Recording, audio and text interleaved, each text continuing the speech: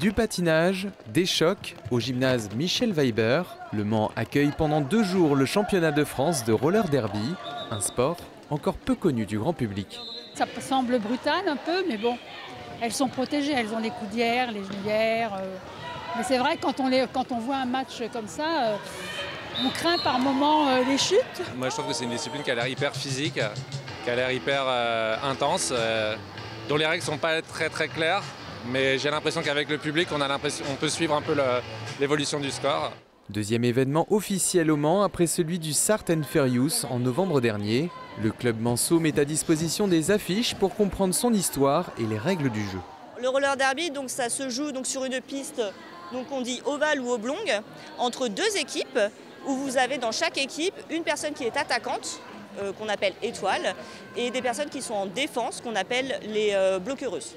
Et donc le but, c'est de marquer des points en dépassant les adversaires, et c'est l'étoile qui marque les points en dépassant les adversaires. Une personne dépassée, un point marqué. 16 matchs de 2 fois 15 minutes sont disputés au cours de ce championnat.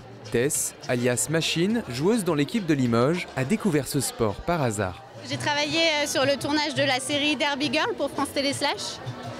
Et puis voilà, du coup je regardais les figurantes faire leur derby en arrière-plan et ça m'intéressait beaucoup plus que mes caméras. Et j'avais la chance que mon assistante faisait du derby, donc elle m'expliquait toutes les règles pendant qu'on travaillait, donc je me suis dit que je voulais faire ça.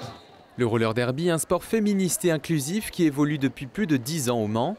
L'association Roller Derby 72 compte à ce jour 53 adhérentes et adhérents.